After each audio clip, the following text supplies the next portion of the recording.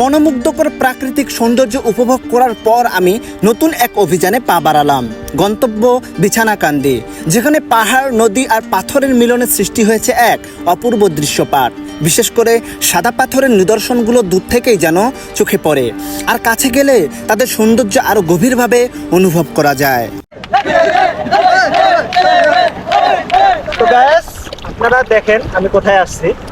বিছানাকান্দি নাম অনেক শুনছেন অথবা ভিডিওতে বা ফটোতে দেখছেন, কিন্তু নিজের চোখে দেখা, হ্যাঁ, এটা কিন্তু অনেক ভাগ্যের ব্যাপার।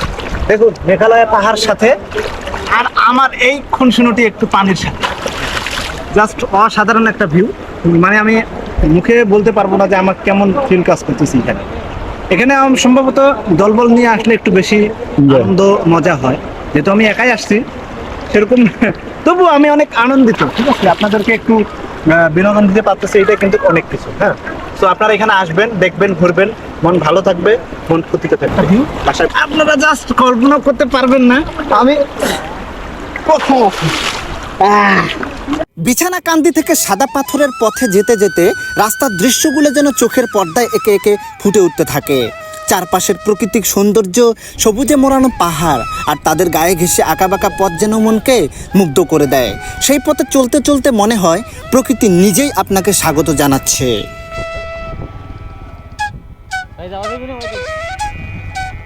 তো বন্ধুরা, আজকে আমি আপনাদেরকে নিয়ে যাচ্ছি বিছানাকান্দি থেকে সাদা পাথর ভ্রমণে। কিভাবে যাবেন, কত খরচ লাগবে, সব কিছু বিস্তারিত থাকছে এই ভিডিওতে। তাই ভিডিওটা একটানা শেষ পর্যন্ত দেখার অনুরোধ রইল। তাহলে চলুন শুরু করা যাক আজকের ভিডিও। আর আমার চ্যানেলে যারা নতুন, প্লিজ চ্যানেলটি সাবস্ক্রাইব করে আমার সাথে থাকবেন।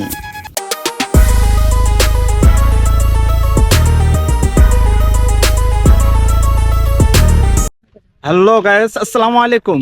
আমি আরিয়ান, চলে আসলাম আজকের একটা নতুন ব্লগ ভিডিও নিয়ে। তো আজকে আমি যাচ্ছি বিছানাকান্দি থেকে সাদা পাথর, ভোলাগঞ্জ, হ্যাঁ, এসব কিছু আজকে আমি আপনাদেরকে পরিদর্শন করে দেখাবো। তো ফার্স্ট অফ অল আপনারা আসবেন সিলেট শহর থেকে, সর্বপ্রথম আসবেন গোয়াইনঘাট, না গোয়াইনঘাট থেকে তারপর সিএনজিতে করে আসলে, হ্যাঁ, 50 থেকে 60 টাকা নেবে আপনার পীরের বাজার, না ইয়াতে গোয়াইনঘাট থেকে, হ্যাঁ নেবে।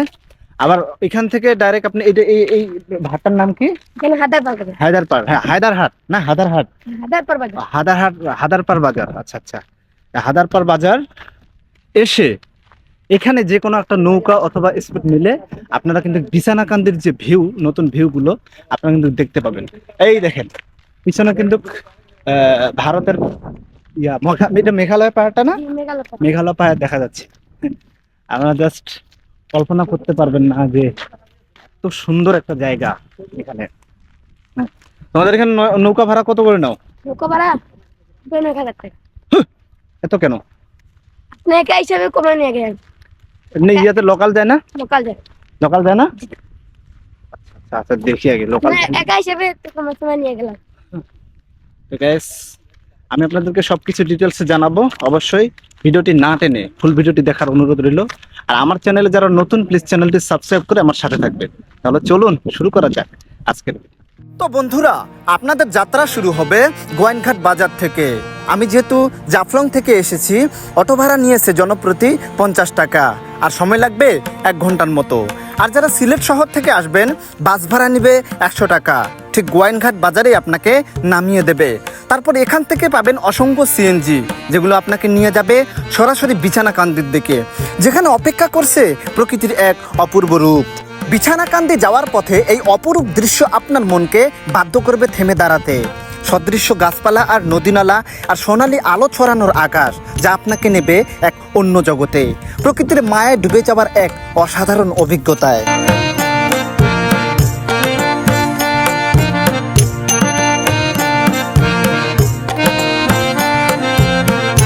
অবশেষে প্রায় 30 থেকে 40 মিনিটের মধ্যে পৌঁছে গেলাম হায়দারহাট বাজারে।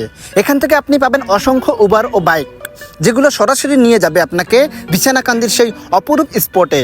তবে আমার মতে যতটুকু সময় পাওয়া যায় সেটা হেঁটে যাওয়াটাই ভালো, কারণ আমরা তো এখানে এসেছি প্রকৃতির নিদর্শন উপভোগ করতে। তাই হাঁটাহাঁটিতে আরাম করে ভালো ফিল নেওয়ার মজাই আলাদা। তো বন্ধুরা, সুন্দর এই নিদর্শন উপভোগ করার জন্য আমি হেঁটেই চললাম সেই স্পটের দিকে। এই ছোট্ট নদীটি পার হতে হবে 10 টাকা দিয়ে। পার হওয়ার সাথেই কিন্তু আরও উবার বাইক পাওয়া যাবে। তো 200-300 টাকা খরচ না করে হেঁটেই যাই না, এদিকে নিদর্শনও দেখা হবে, টাকাটাও বেঁচে যাবে। তো গাইস, এই ঘাট থেকে কিন্তু কোনো অটো অথবা বাইক কিন্তু পাওয়া যায় মাত্র 50 টাকা দিয়ে। এই যে বিছানাকান্দির যে ভিউটা, এর একদম মানে সামনাসামনি জায়গায় আপনি যেতে পারবেন। সো আমি হেঁটেই আসলাম। হেঁটে আসলে হয় কি যে আপনার যে পিছনে যে দৃশ্যগুলো, এই যে মনোরম পরিবেশ, এগুলো একটু ভালোভাবে অনুধাবন করা যায় এবং দেখা। তো আমি ছোট নদীটি পেরিয়ে রওনা দিলাম সেই স্পটের দিকে। হাঁটতে হাঁটতে সামনে আসতে লাগলো এক অসাধারণ দৃশ্য, যা কল্পনার বাইরে। সত্যি গ্রামের পরিবেশ, মাঝখানে সরু মাটির রাস্তা, সব মিলিয়ে এক ভিন্ন রকম অনুভূতি ছড়িয়ে পড়লো মনেই। আর সবচেয়ে ভালো বিষয় হলো, হেঁটে গেলে পথের যে কোনো জায়গায় নিজের মতো দাঁড়িয়ে থাকা যায়, ছবি তোলা যায় সম্পূর্ণ স্বাধীনভাবে, কোনো চাপ, কোনো টেনশন ছাড়াই। তো গায়েস, আমি বিছানাকান্দির একদম কাছাকাছি চলে আসছি। হ্যাঁ, আমি আপনাদেরকে ফিলিংসটা ঠিক বলে বোঝাতে পারবো না। এই দিকের মানুষের এত সুন্দর ব্যবহার, হ্যাঁ, জাস্ট অসাধারণ। আমার পিছনেই কিন্তু দেখা যাচ্ছে পাহাড়, দেখেন। হ্যাঁ, এখানে আসলে আপনি আর জগতে থাকবেন, আপনি অন্য জগতে হারিয়ে যাবেন। এগুলো প্রকৃতি, আল্লাহর নিদারুণ দৃশ্য, এত সুন্দর, যেগুলো যে আপনি যদি কল্পনাও করেন আপনি পাগল হয়ে যাবেন। অবশেষে অনেক হাঁটাহাঁটির পর পৌঁছে গেলাম বিছানাকান্দির সেই অপরূপ নিদর্শনের সামনে।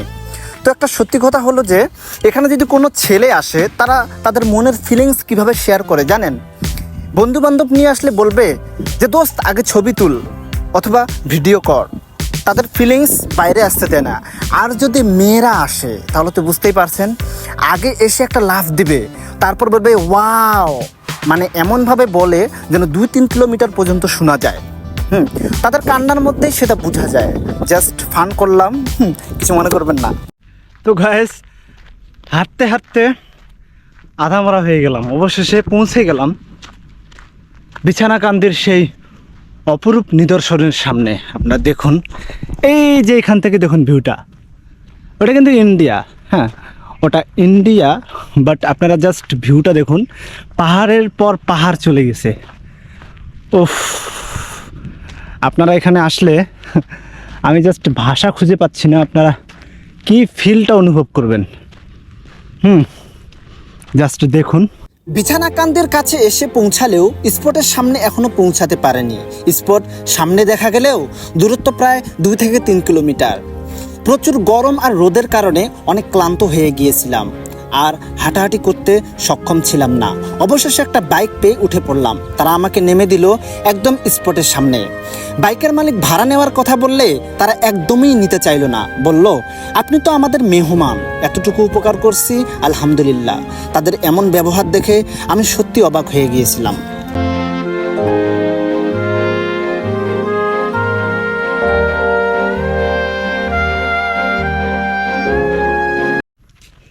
আচ্ছা ভাই, এই যে তারকাটা দেওয়া আছে জায়গাটা, এইটুকু কি ওই পাশের ইন্ডিয়াটা নাকি? হ্যাঁ, আর এই ওই পাশে না, এই পিলার আছে ও, ওই পাশে এই পিলার পর্যন্ত ওই দিক। এই মনে করেন এইটাই ইন্ডিয়ার সীমানা, ওই যে পিলার। হ্যাঁ, ও তার মানে আমরা ইন্ডিয়ার ভিতরে না, বর্তমানে বাংলাদেশ আছে, এটা তো আমাদের গোরস্থান। মানে এই সীমানার পরেই তাহলে ইন্ডিয়া। তাই তারকাটা কিসের জন্য? তারকাটা তো 150 ফুট ভিতরে দিছে তারকা। ও আচ্ছা আচ্ছা, আমাদের তো দাবি আছে বাংলাদেশের 150 ফুট। হ্যাঁ, এই ব্যাপার তাহলে না, মানে সীমানা আপনারা দেখেন যে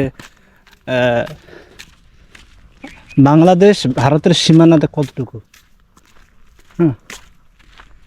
এইটা না,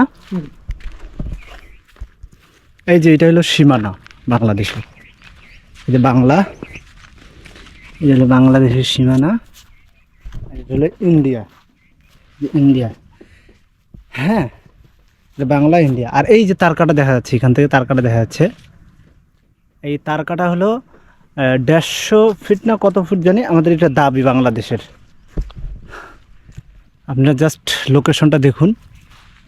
আমাদের বাংলাদেশের যে সীমানাটা, ইন্ডিয়া বাংলাদেশ সীমানা, এই যে দেখলাম ওই ডেইলি এইখান নাম্বারটা থেকে দেন আমার WhatsApp এ তার কাটা একটু দূরে, এটার কারণটা 150 গজ দূরে, এটা সীমা, আন্তর্জাতিক সীমা লক্ষণ, সীমা মানে রাখা ডেইলি হয়েছে। নাম্বারটা ওই দিক থেকে এদিক 150 ফুট, এদিক থেকে ওই দিক 150 ফুট নাকি এরকম? 150 পিলার থেকে পিলার অর্থাৎ 300 ফুট।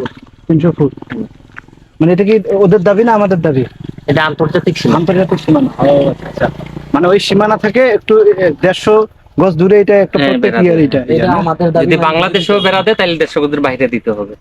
ও আচ্ছা আচ্ছা, এই ব্যাপার না। এখানে কোনো এমনি তো সমস্যা হয় না, জি না, মানে কাটা তার কাটা নিয়ে এমনি কোনো না ঝামেলা হয়? আমাদের কোনো সমস্যা এখানে বিএসএফ ক্যাম্প নেই। ওই যে বিএসএফ ওই বসে যে আছে, BSF বসে আছে 150 গজের বাইরে বসে আছে। অনেক মানে ভিতরে। ইয়ার তার কাটার ভিতরে। অনেক না, ওই- ভিতরে ওই যে বাড়িঘর এইদিকে দেখতেছেন। তার কাটার বেড়া হয় নাই, হয়ে যাবে।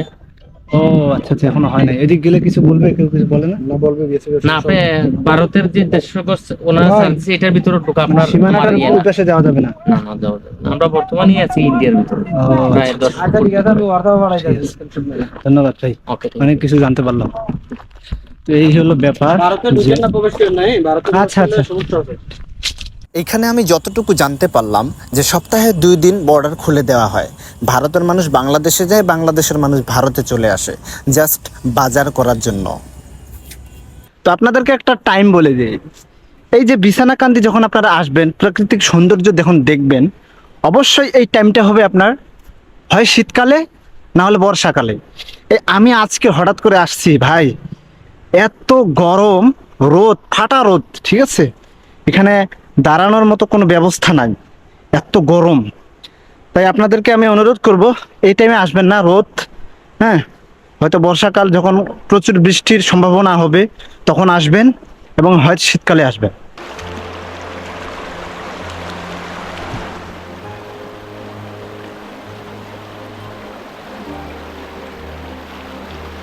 পরেটা যাবে নাকি ভাই? পরে যাবে নাকি আবার?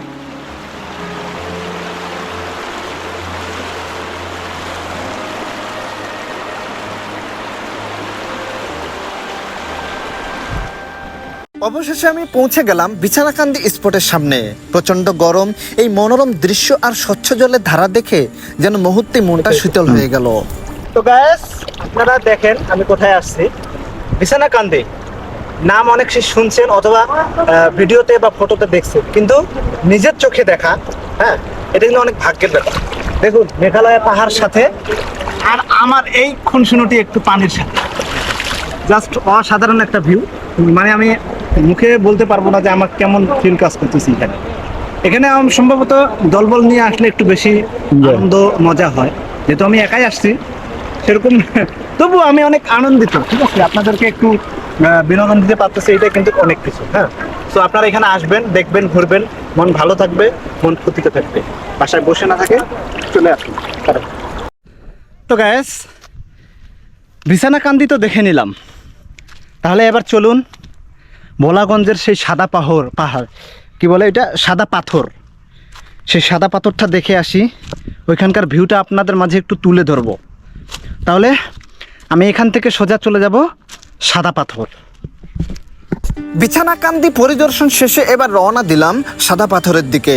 অনেকেই হয়তো বিছানাকান্দি দেখেছেন, কিন্তু এই প্রচণ্ড গরমে অভিজ্ঞতাটা ভিন্ন রকম। তাই বলবো অবশ্যই শীতকাল বা বর্ষার মৌসুমে এখানে আসবেন।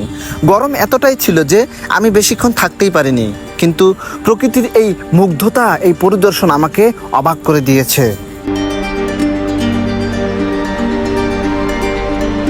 তো গাইস, আপনারা দেখুন আমি যেই রাস্তা দিয়ে আসতেছি, রাস্তার অবস্থাটা দেখুন, এত ভাঙ্গা রাস্তা, মানে বলার মতো কোনো ভাষা নেই। ও বাইরে লইয়া হুম,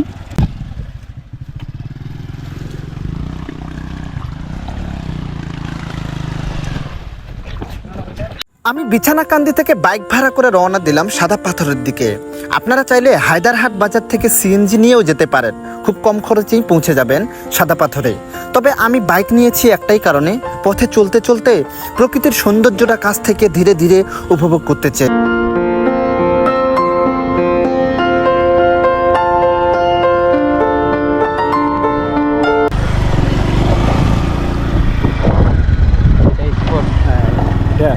এটা সর্বদাই পারা যাবে? হ্যাঁ, পারা যাবে না, নামা লাগবে? নামা লাগতো না বইটা।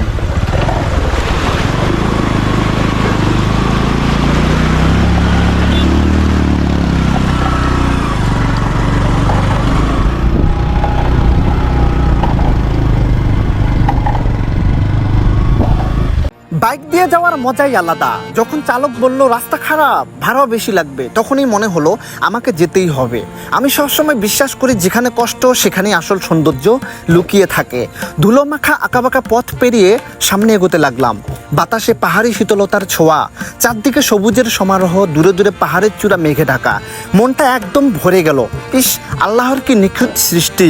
এত সৌন্দর্যের মধ্যে যেন সব ক্লান্তি, সব কষ্ট ভুলে যাচ্ছিলাম। মনে হচ্ছিল এই পথের শেষ না হোক, আমি শুধু চলতে থাকি আর প্রকৃতিকে উপভোগ করতে থাকি।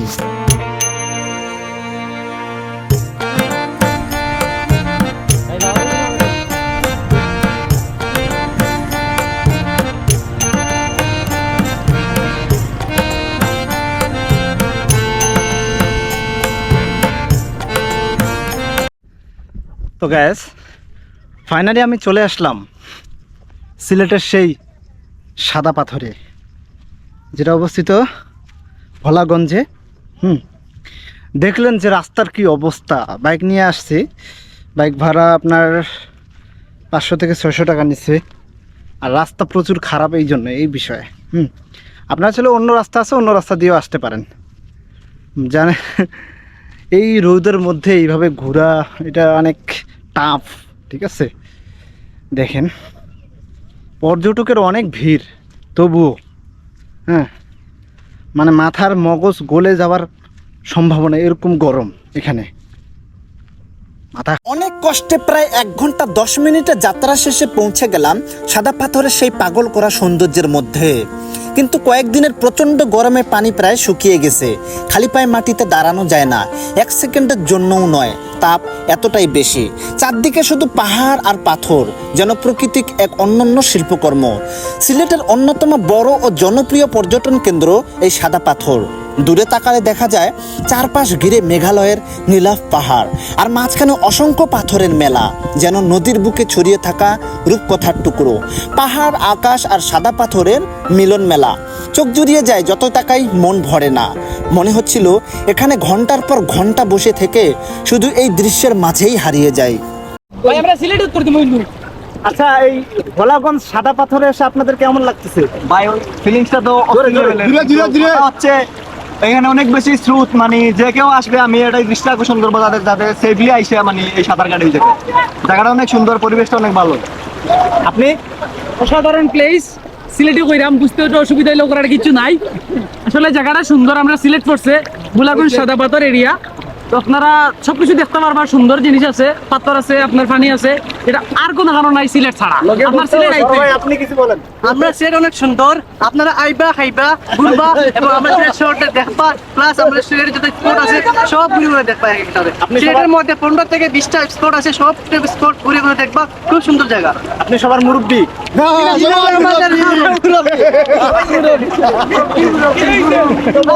আপনি কিছু বলেন, আপনি কিছু বলেন। আপনারা সব আইবা, বুলাগঞ্জ যাইবা, আইয়া খাসিয়া পান ছাড়া খাসিয়া পানও চুল লাগাইয়া একটা পান খাইয়া দিবা। কি ভাবছেন এখানে যারা আছে তারা আমার পরিচিত? হ্যাঁ, একদমই না। কিন্তু আশ্চর্যের বিষয়, কয়েক মিনিটের মধ্যেই তাদের সাথে এক ধরনের বন্ধুত্বের সম্পর্ক গড়ে উঠল। তাদের বাসা সিলেটেই, আর ব্যবহার, আচার আচরণ এতটাই সুন্দর যে মন ভরে গেল। পর্যটকদের প্রতি তারা যে শ্রদ্ধা ও সম্মান দেখায় তা সত্যি প্রশংসনীয়। এক কথায় সিলেটের মানুষের ব্যবহার মাশাআল্লাহ।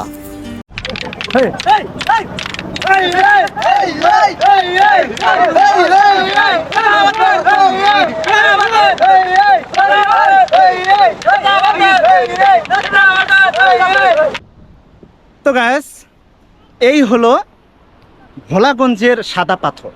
এখন খনখনে অবস্থা, একদম পানি নেই। হ্যাঁ, আর আমার এখান থেকে একদম বর্ডার সোজা দেখা যাচ্ছে। আপনারা দেখতে পাবেন যে এখান থেকে পিছনেই কিন্তু আপনার কি বলে ভারতের বর্ডার, আর পিছনের পাহাড়গুলো কিন্তু ভারতের মধ্যেই পড়ছে। হ্যাঁ, তো জাস্ট অসাধারণ একটা ভিউ। আপনারা এখন আসলে আসতে পারেন, এই যে কিছু পানি আছে এনজয় করার জন্য। সাদা পাথরের সৌন্দর্যের কারণই হলো এই পাথরগুলো, কিন্তু দেখা যাচ্ছে বর্তমানে এই পাথরগুলো স্থানীয়রা লুটপাট করে নিয়ে যাচ্ছে, যেটা আমাদের জন্য অনেক দুঃখজনক।